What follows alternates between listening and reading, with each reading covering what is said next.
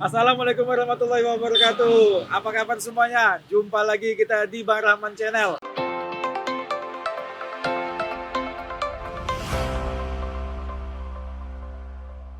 Pada saat sekarang ini kita sudah berada di ini dia Rattan Handmade di Rumbai. Ini merupakan suatu produk kria yang dimana menghasilkan produk-produk yang sangat luar biasa dan banyak hasil sudah dikirim kemana-mana daerah di Nusantara ini. Selamat datang juga kita di channel ini merupakan adalah ekonomi kreatif, UMKM, dan kesehatan tentunya. Mari kita lihat ke dalam. Kita lihat-lihat apa sih ada semua yang ada di handmade ini. Ayo silakan. Assalamualaikum. Wah, luar biasa nih. Gak nyangka ya. Ternyata Kota Pekanbaru dengan handmade Rattan ini betul-betul produk rotan bisa menjadi suatu karya yang sangat luar biasa. Dan ini terbukti di mana hasil tangan semuanya bisa menjadikan nilai yang ekonomi kreatif. Nah, inilah ekonomi kreatif sebetulnya itu. Dari suatu produk bisa menghasilkan dengan inovasi sehingga produk-produknya itu bisa berinovasi. Sangat luar biasa.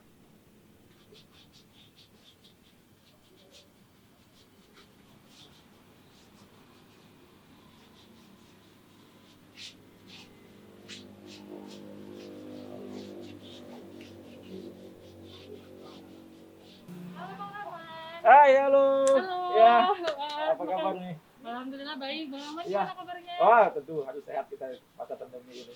Ya, Ya. saya Tia Bang Rahman yang punya Rattan Handmade. Oh ya, Mbak Tia. Ya, terima kasih ya udah mampir. Oh iya, pasti.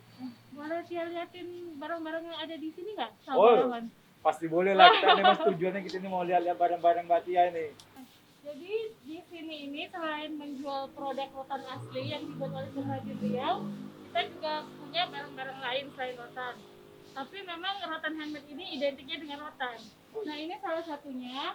Ini adalah barang-barang yang best seller di sini Wow. dan tentunya buatan pengrajin Riau. Oke. Jadi ada cermin rotan, ada pot rotan, jadi bahan-bahannya dan buatan asli pengrajin Riau Bang Rahman. Yes. Berarti ini rotannya memang dari mana produknya? Maksudnya bahan bakunya? Kalau baku bahan rotan. baku semua pengrajin di sini sih bahan baku rotannya itu dari Sumbar. Udah di Sumbar. Iya. Oke. Kalau untuk di Riau sendiri nggak ada ya rotan sekarang? Belum ada sih. Belum ada. Mungkin ada cuman belum terolah dengan maksimal. Jadi masih panjang prosesnya nanti buatnya. Jadi kita pakai rotan yang dari Sumbar karena itu udah dari rotan pabrikan. Jadi Oh, sudah pengrajin rotan pabrikan, berarti tinggal kita pakai saja berarti gitu ya. pakai. Udah langsung dipenulis kayak gini juga langsung Oh, memang enggak. ya berarti. Oke. Nanti dia liatin bagaimana proses penganyaman Ya. juga. Oke. Mantap nih. Handmade ini, rotan handmade ini memang bahan bakunya dari rotan dan memang berasal dari provinsi sebelah tetangga kita. Tapi bagaimanapun kalau seandainya dijual dengan rotan saja itu tidak bisa menghasilkan yang lebih. Tentu ada inovasinya. Dari inovasi inilah makanya bisa menjadi harga yang sangat fantastis tentunya dan bisa dinikmati hasil karya ini kepada masyarakat Indonesia pada umumnya, khususnya pada masyarakat Riau. Tentu lebih jauhnya lagi kita ulik-ulik nih bagaimana kemampuan Mbak Tia dalam melaksanakan usaha ini dan kemudian bagaimana berinovasi sehingga bisa menghasilkan yang sangat luar biasa tentunya. Mbak Tia izin nih kalau bisa kita mau ngobrol di dalam boleh? Ayo, Bang, Ya, silakan, ya. Bang. Ayo, Yuk silakan. Ya, kita sudah jumpa nih sama ownernya tadi sesuai dengan perjanjian kita bersama. Tadi kita mau ulik-ulik nih sama ownernya. Tentu pengalaman luar biasa dari beliau ini. Jadi gini Mbak Tia, ini Rattan Handmade ini sudah berapa lama begini di wilayah? Jadi Rattan Handmade ini berdirinya itu awal tahun 2013. 2013. Oke. 2013 Bang Rahman itu kami melalui di Instagram aja dan Ya. itu hanya di rumah. Oh, awalnya di rumah. Iya, di rumah aja. Oke. Tahun 2017 baru mulai buka galeri di sini Galeri. di Dubai. Nah, tahun 2013 ke 2017 itu berarti kan buat di rumah. Nah, buat di rumah itu berarti berdasarkan orderan atau langsung aja membuat beberapa produk baru publikasikan melalui Instagram? Awalnya kita buat sampel dulu. Sampel. Jadi dari sampel itu kita foto, kemudian kita upload di Instagram. Oke. Jadi muncul orderan itu dari mereka di Instagram. Nah, sampel dari produk itu berapa banyak ketika itu? Wah, saya buatnya sedikit aja Bang Herman. Ya sedikit, maksudnya tuh jenis-jenis. Wah, jenisnya tuh paling hanya 3 jenis. 3 jenis tapi sudah fokus untuk bisa menjual ya. Iya, 3 jenis aja. Ini teman-teman, itu kunci pertama. Nanti akan kunci banyak yang lain lagi nih. Dari Mbak Tia bahwasanya kalau Anda ingin berusaha, berbisnis apapun bentuknya, buat dulu contoh. Buat contoh itu merupakan barang display. Contohnya itu jangan banyak-banyak, cuman 3, tetapi itu dipublikasikan ke Instagram kita. Nah, itu merupakan suatu inovasi yang bagus juga dengan tidak membanyak memproduksi, tetapi ada sampai begitu ada orderan maka akan diperbanyak dan akan dibuat sesuai dengan orderan tadi. Ya gitu Mas ya. Ya, benar. Bayangkan dari tahun 2013 sampai tahun 2017, 4 tahun loh guys. 4 tahun untuk hal seperti itu saja. Berarti bukan sesuatu sukses itu tiba-tiba menjadi sukses, tidak. Ada mekanisme, ada jerih payah. Tapi yang kita dapat belajar daripada owner Selatan Handmade ini, Mbak Tia. Mbak Tia, tadi 4 tahun kemudian baru langsung ada tempat di sini, tempatnya sejak tahun 2017 itu. Nah, ini sebenarnya tempat ini punya pengrajin kita. Jadi kita itu kan kerja sama pengrajin di Riau Ya. ini kan. Nah, beliau itu punya tempat ini tapi ingin menjualnya.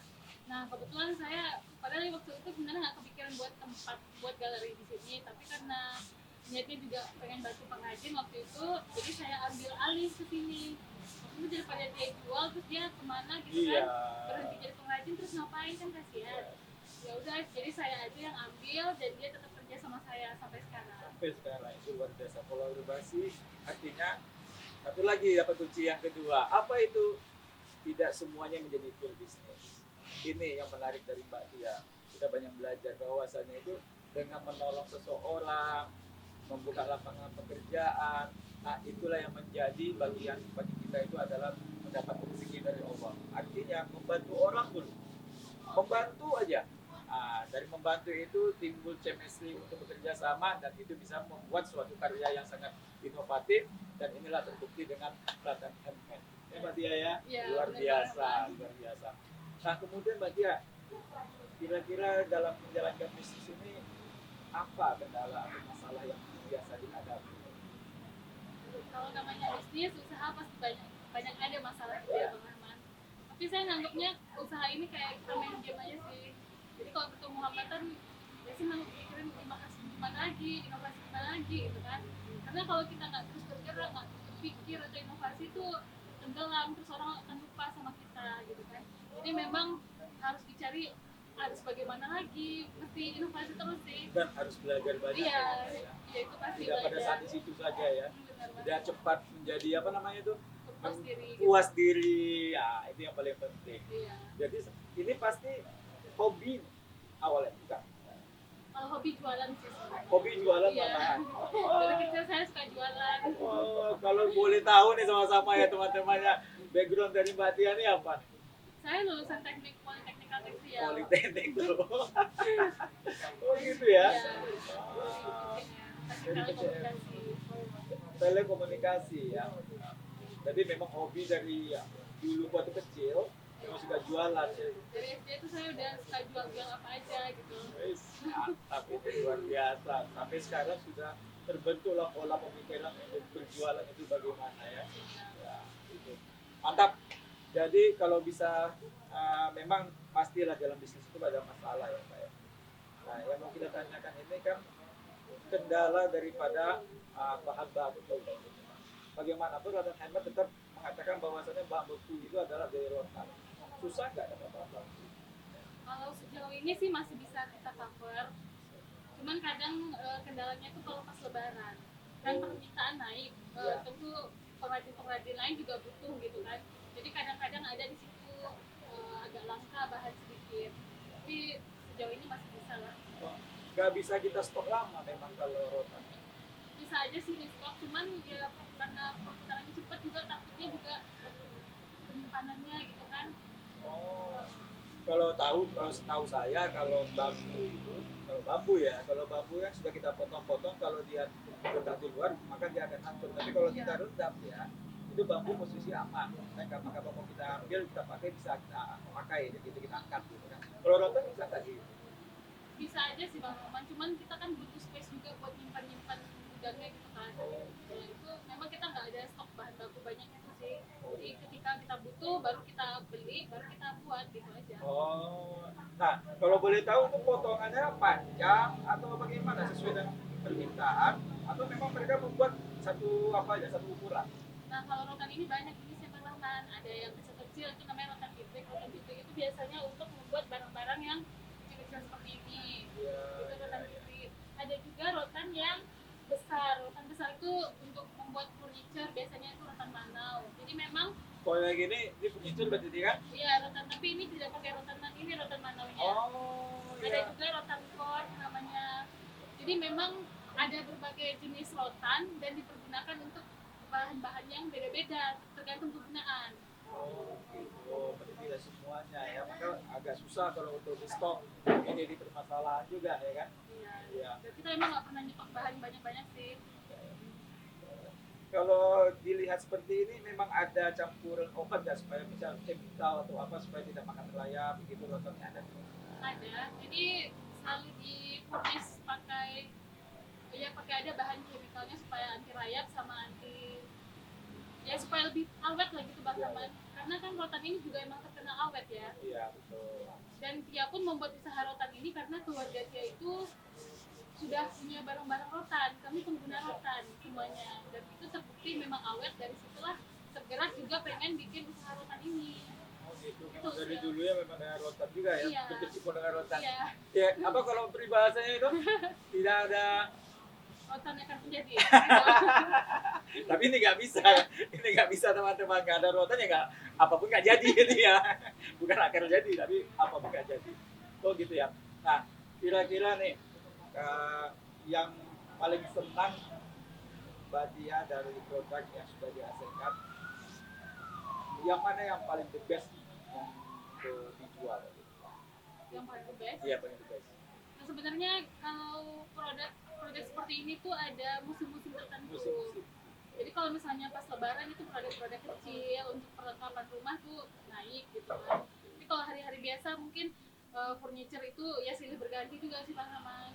Tapi ya rata sih sebenarnya. Tapi yang paling mendominasi itu memang pengampuk rumah. Ada gedung saji, pot bunga, vas bunga, cermin. Nah, itu yang best seller. Best sellernya itu ya. Ya. Nah, kalau boleh tahu nih Mbak Tia, kalau boleh tahu, dalam satu bulan itu pengiriman paling banyak kemana?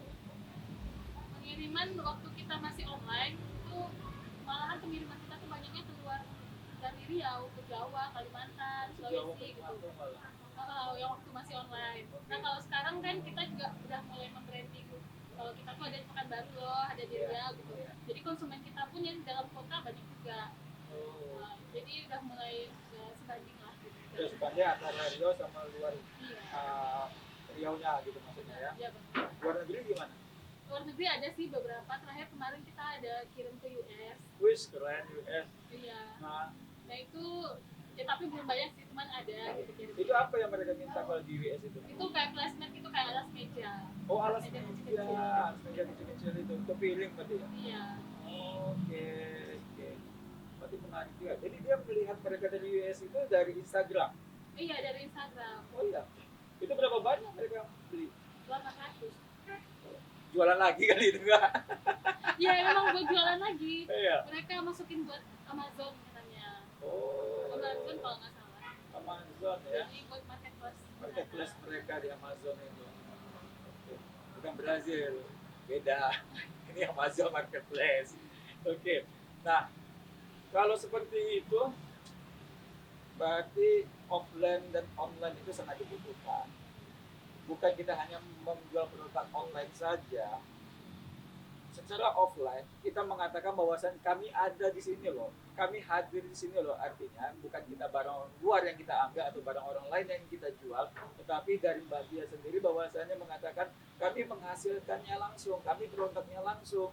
Nah, Bagi siapapun yang ada yang mau tahu bisa datang ke Rotan Handmade ini. Bagaimanapun kita harus mendukung kegiatan daripada ekonomi kreatif yang sudah dibuat oleh Rotan Handmade ini. Nah, saya dengar nih Mbak Tia, ya, ini lebih menarik lagi nih kawan-kawan yang pelaku ekonomi kreatif. Katanya ada dapat bantuan ya dari Ekraf. Itu gimana sih ceritanya? Sangat seru kemarin tuh, gimana Mbak? Ya. Ya, jadi saya kan suka juga ikutan kompetisi wirausaha atau ada apa gitu kan. Tujuannya sih sebenarnya bukan hadiahnya aja, tapi memang dari kegiatan kompetisi itu bikin kita jadi berbenah terus. Karena mereka kan banyak persyaratan. Dari persyaratan itu kita mesti ngelengkapin ini itu. Nah, dari ngelengkapin ini itu kita jadi belajar gitu kan, bahwa standarnya itu seperti ini loh gitu. Nah, salah satunya kemarin tahun 2020 terakhir ikut yang dari Bikra. Bikra itu mengajarkan kayak pemberian bantuan untuk pembelian alat produksi. Oh, alat produksi ya. Jadi memang tujuan mereka itu untuk para pelaku usaha yang memang memproduksi, dan tujuannya agar kenaikan volume produksi sehingga kan bisa menggerakkan perekonomian, bisa menambah sumber daya manusia. Itu sih Bang Ahmad. Jadi kita dapat bantuan alhamdulillah dari Mikraf untuk pembelian alat produksi, dan waktu itu dibantu juga sama BRCN. Oh, BRCN Ya. membantu ya ternyata ya. Iya, iya, iya. Nah, berarti kalau dalam Bekraf itu semuanya harus lengkap. Iya benar. Ya. Betul, yang lengkap itu pasti ada ya produk itu sendiri, kemudian ada pelaku bisnisnya, kemudian ada background dalam hal jual belinya, kemudian pasti ada pembukuannya khusus. Nah, yang tidak kalah pentingnya itu adalah mengenai legalitas. Ini kawan-kawan. Apapun bentuk kegiatan produk daripada bisnis kita, baik UMKM, ekonomi kreatif, kalau kita mau berkembang, legalitas itu sangat penting.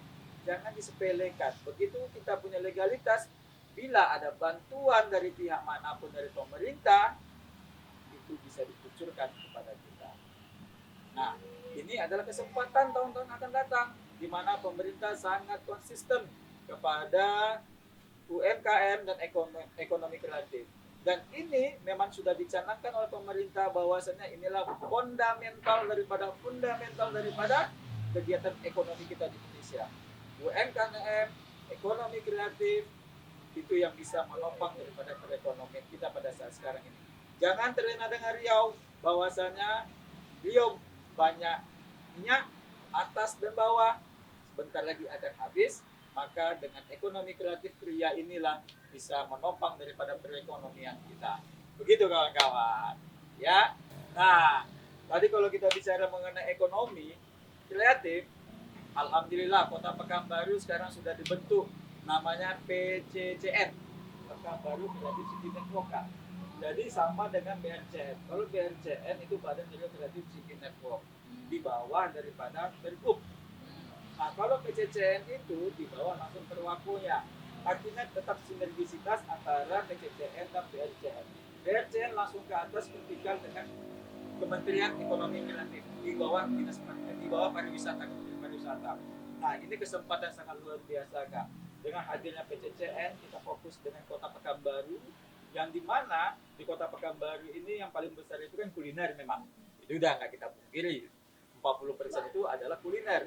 Setelah itu adalah seni dan pertunjukan. Seni dan pertunjukan ini bisa kita masuk di Tria. Bisa. Nah, ini sangat luar biasa juga ini. Tria bisa mendominasi juga di Kota Pekanbaru. Kemudian yang ketiga itu adalah fashion. Nah, kalau fashion mungkin ornamen-ornamen dengan seperti tas di belakang ini bisa kita satu padukan dengan kebutuhan fashionnya. Nah, begitu ya Kak. Mungkin juga ornamen di kalung atau apapun dengan aksesoris itu bisa kita satukan. Dan kemudian yang keempat itu adalah perfilman. Nah, perfilman. Jadi Pekanbaru Creative City Network ini memang kita artinya menjemput bola Kak. Menjemput bola supaya di mana pertama kali yang kita lakukan itu adalah dengan 5 pilar. 5 pilar daripada PCCN itu kan. Yang pertama itu adalah dekoratif, yang kita sebut dekoratif itu adalah yang pertama adalah data. Jadi kami data, oke, akarnya sudah masuk data kami nih. Masuk dalam PCCN bahwasanya Kria daripada Rotan Handmade itu merupakan satu produk Kria. Maka kemarin kami pada hari ini kami turun, kita lihat nih Kami validasi, oh ternyata memang betul nih, Latang Handmade ini memang semuanya produknya, kemudian penghasilnya dan legalitasnya sangat lengkap. Nah, itu validasi. Kemudian baru kita menciptakan ekosistem. Ekosistem daripada ekonomi kreatif itu sendiri. Mulai dari mana itu, Bang? Tentu dari RT RW, kelurahan, kecamatan, sehingga sampailah seluruh kota Pekanbaru. Ini harapan kita. Kemudian yang ketiga itu adalah tentu pasti kakak misalnya ada sesuatu hal membutuhkan konsultasi dengan PCCN mengenai branding, mengenai packaging, atau mengenai sesuatu lah mengenai marketing juga kita butuh namanya rumah besar daripada ekonomi kreatif itu. Jadi bisa mengadu ke sana, bisa berkonsultasi ke rumah ekonomi kreatif itu. Nah, yang keempat itu yang paling penting juga adalah bagaimana dia melakukan suatu inkubasi. Nah, inkubasi itu kakak kan kemarin udah ngikutin dong pasti inkubasi itu gimana. Kita coaching, kemudian kasih pelatihan-pelatihan, baik bagaimana pembukuan, bagaimana melakukan legalitas sama segala halnya. Yang kelima yang paling penting itu adalah itu produk-produk yang keren ini apakah hanya di sini aja mau kita jual? Tidak. Harapan kita itu adalah ada yang nama satu festival ekonomi kreatif. Ini harapan kita kan. Festival ekonomi kreatif ini kita satukan semua ekonomi kreatif yang ada di Kota Pekanbaru kita buat festival. Di situ ada pertunjukan, di situ ada terjadi transaksi jual beli. Nah, dari festival inilah kita bisa mengatakan bahwasannya terbentuklah suatu branding city Kota Pekanbaru itu sebagai ekonomi kreatif city. Jadi branding Kota Pekanbaru itu sudah terbentuk dianya ketika kita sudah melakukan secara kontinu, sustainable mengenai kegiatan-kegiatan ekonomi kreatif itu kita lakukan dalam festival. Nah ini Kak, inilah PCCN kawan-kawan semuanya. Pada hari ini kita mencoba untuk berdiskusi sama Mbak Tia sebagai owner Latang Handmade. Nah, paling siapapun yang kami datangin, harapan itu adalah kami meminta masukan daripada Mbak Tia atau kawan-kawan yang lain yang akan kami validasi nanti. Kira-kira harapan, kemudian kendala-kendala, sehingga bisa PCCN ini kita berkolaborasi dalam suatu rumah besar kita bisa membranding Kota Pekanbaru menjadi city network-nya. Silakan Mbak, kira-kira apa ya masukan kepada PCCN ini dan harapannya Mbak? Ya sangat senang sekali sih ternyata Pekanbaru punya sebuah wadah untuk ekonomi kreatif PCCN gitu ya Bang. Jadi harapannya mungkin kan kita mungkin negara itu sudah Indonesia sudah banyak memberikan festival-festival atau bantuan-bantuan, cuman mungkin informasinya tidak sampai kepada para pelaku usaha itu. Jadi mungkin dengan adanya PCCN nanti bisa menyebarluaskan kepada para pelaku ekonomi yang sudah mereka rangkul gitu kan, yang sudah didata tadi. Jadi semuanya tuh bisa ikutan. Siapa tahu memang mereka itu sebenarnya layak untuk ikut, tapi karena tidak tahu informasi, jadi selalu ketinggalan infonya kan, dan tidak jadi ikut. Nah itu sih. Dan kemudian mungkin jadi bagus juga ada semacam pelatihan secara berkala. Karena kan nggak semua juga para pelaku usaha itu yang sudah paham misalnya tentang membuat laporan keuangan atau bagaimana packagingnya baik, branding dan segala macam itu kan yang semuanya juga mereka sudah tahu. Jadi mungkin ada pelatihan berkala atau per bulan atau gimana sesuai dengan bidang yang mereka pilih gitu kan. Pengen mungkin lagi nih PCCN lagi ngadain training ini loh, ayo silakan daftar atau gimana gitu kan. Dan kemudian yang terakhir tadi mungkin memfasilitasi kalau ada pameran atau apa gitu, jadi produk-produk UKM itu bisa lebih dikenal luas. Nah, misalnya ada kegiatan-kegiatan atau apa di Pekanbaru gitu. Kalau yang terakhir juga misalnya Pekanbaru itu punya kegiatan pemerintahan gitu, instansi gitu kan. Jadi misalnya mereka butuh goodie bag atau butuh oleh-oleh, ya pakailah UKM-UKM yang tergabung dalam PCCN ini. Misalnya oleh-olehnya apa gitu isinya, jadi pakai produk-produk yang memang ada di dalam UKM ini. Jadi kan itu support juga, salah satu support bentuk jual beli kan, yang bikin UKM terus bertumbuh. Itu sih Bang Rahman. Wis, keren nih. Masukannya sangat luar biasa, lengkap dan padat. Insya Allah ini kita laksanakan di PCCN, harapannya sangat besar. Mungkin ini salah satu mewakili Mbak Tia daripada pelaku ekonomi kreatif, sehingga Kota Pekanbaru itu bisa terbentuk ekosistem ekonomi kreatif itu apabila bersinergi, itu intinya Pak. Iya. Bersinergi antara pemerintah dan pelaku bisnis. Iya. Dan jangan lupa juga kawan-kawannya akademisi ini yang di kampus-kampus, para mahasiswa-mahasiswi, bantu-bantu juga dengan keilmuannya, bagaimana membranding, bagaimana juga memfasilitasi marketingnya. Jadi apapun bentuknya tidak bisa kita sendirian. Hebatnya PCCN tak akan mungkin bisa melakukan segala hal apabila kita tidak ada kolaborasi. 4 segmen tadi. Yang pertama itu adalah dari pemerintah itu sendiri, kemudian yang kedua akademisi, yang ketiga pelaku bisnis, yang keempat adalah asosiasi ataupun komunitas yang ada di Kota Pekanbaru. Satu padu menjadi 4 ini, penggeraknya itu adalah PCCN sebagai gear untuk menjalankan mesin-mesin roda 4 tadi ini. Jadi harapan ke depannya insya Allah usul-usul dari Mbak Tia ini kita akan memproses dan kita akan menjalankan semuanya, dan tentunya pasti kolaborasi bersama itu sangat penting. Terima kasih. Wabillahi taufiq hidayah. Assalamualaikum warahmatullahi wabarakatuh.